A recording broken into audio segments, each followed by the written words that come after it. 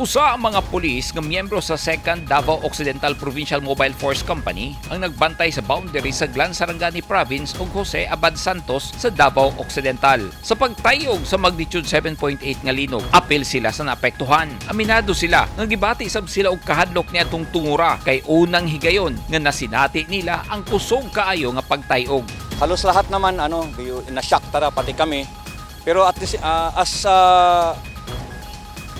as a public servant, para mag-secure sa mga community, so kami agad kami nakareact dito lang sa area ko. Kaso ang problema may diyan sa unahan lang mga 500 meters, dalawang landslide, so na-close na ito, tapos landslide din sa may Batulaki, wala maagya. So pero ang mga tao sa diyan sa Karatig Barangay, ang Balangunan at saka Kitayo, akyat sila dito, halos dito sila nag-akyat. Then ang mga sasakyan padulong ng naabutan dito sa may Batulaki na part ng Sarangani, atras sila dito.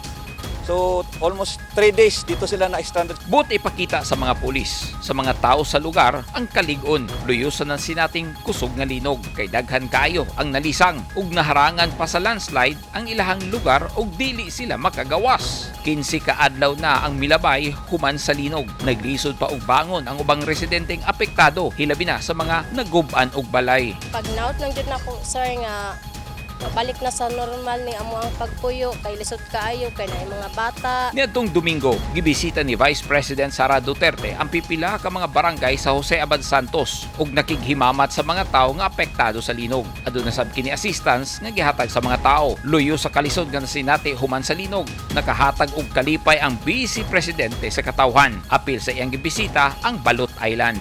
Paul Palacio, Newsline Philippines. Stay safe.